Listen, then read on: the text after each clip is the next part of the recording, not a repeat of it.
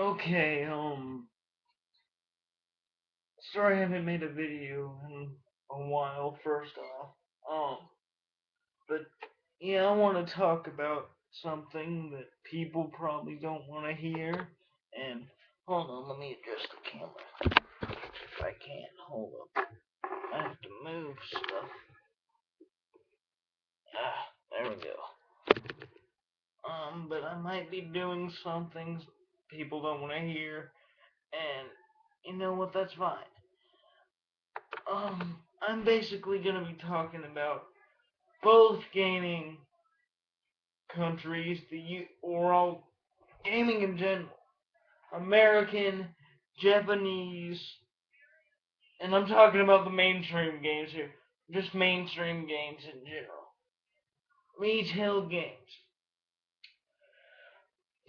To all you mainstream game designers, to all you mainstream game enthusiasts, to the people like Michael Pachter, to companies like Capcom, EA, Activision, you've lost the plot. You've lost the plot. Modern gaming sucks. Skyrim sucked, and most of you people bought it. It sucked. I got bored of it. I got bored of that, so I went. What did I do? I went back and played Final Fantasy 3 and loved it. I went back and played Final Fantasy 5 and loved it. Or for all you people that don't know, Final Fantasy 3 is actually Final Fantasy 6 in Japan. So I went back and played those. And I loved it. So, and America is oversaturated with shooters, oversaturated with all this Michael Bay over the top, just crappy crap. The games are basically crap.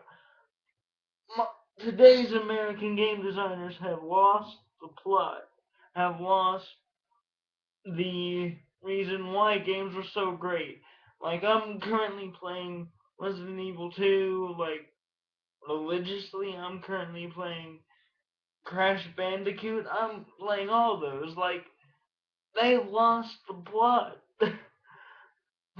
They're not the kings anymore. You want to know what the alternative of this is? The independents. They're the people that care. They're the people that's going to lead this. Well, people like me. They're the people that's going to lead this industry into new ground. And these these the mainstream game designers of today, be it, even though I love them, they inspired me to make games. But I'm talking about the Cliff Blazinski's, the freaking well, Phil Fish isn't. Well, he's leaving the gaming industry. I'm talking about the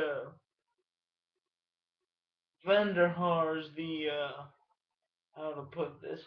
I'm talking about the freaking John Romero, John Carmack. I'm talking about all those. Like, Shinji Mikami's trying to bring survival horror back to its roots. I am happy to see that. Shigeru Miyamoto, I love the guy. He is the reason I'm into video games. But you know, Mario is stale. You need to you had it with the original all the way up to Super Mario Galaxy 1. Then people got tired of it.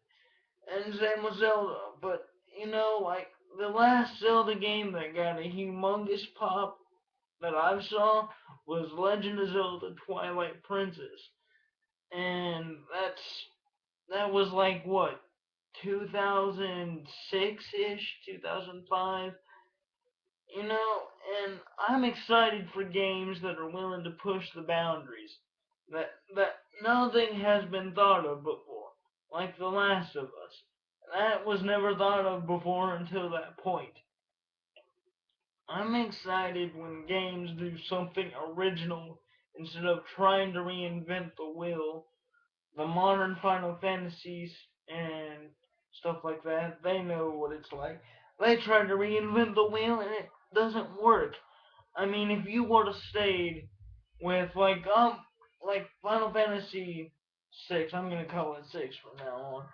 You had a 4-party system. They cut it down to 3, but you still had the turn-based combat, which people loved. They loved it. And now it's like they tried reinventing the wheel, and it hasn't worked for them. Same with the Resident Evil games. They're not Resident Evil games. The last Resident Evil game that was even remotely good was Resident Evil Code Veronica. And that game is overlooked. Or Resident Evil 4. I'll even say Resident Evil 4. You know why? Because Resident Evil 4 did reinvent the wheel, but it kept the things that made Resident Evil great. The scares, all this, the monsters, it had the environments. Today's Resident Evils don't even have that. They have Michael Bay explosions, Michael Bay this, that, and the other thing.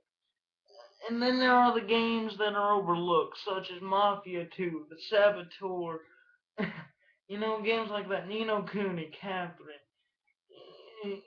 Like Rogue Galaxy, another one. Games like that, or the original Mafia. I know I'm getting off track here. Games like that have been overlooked, but they sold enough to warrant a sequel.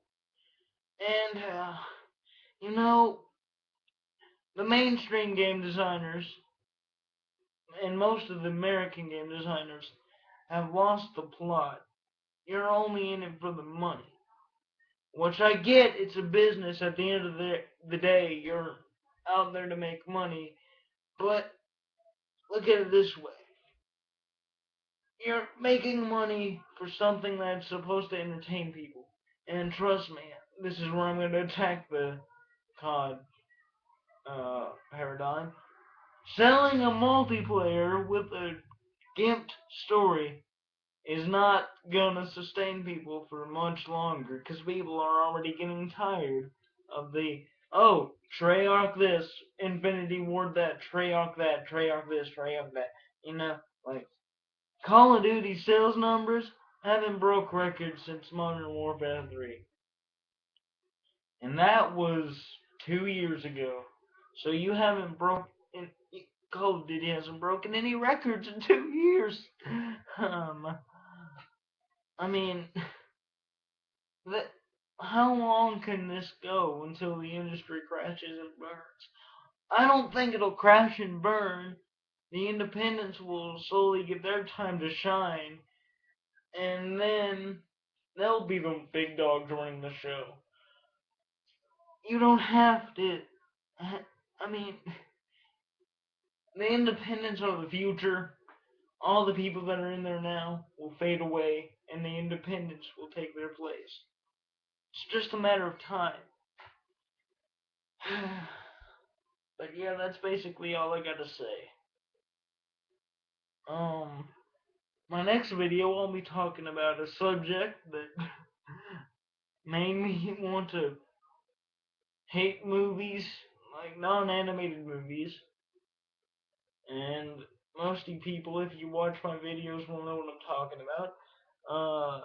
But yeah, later guys.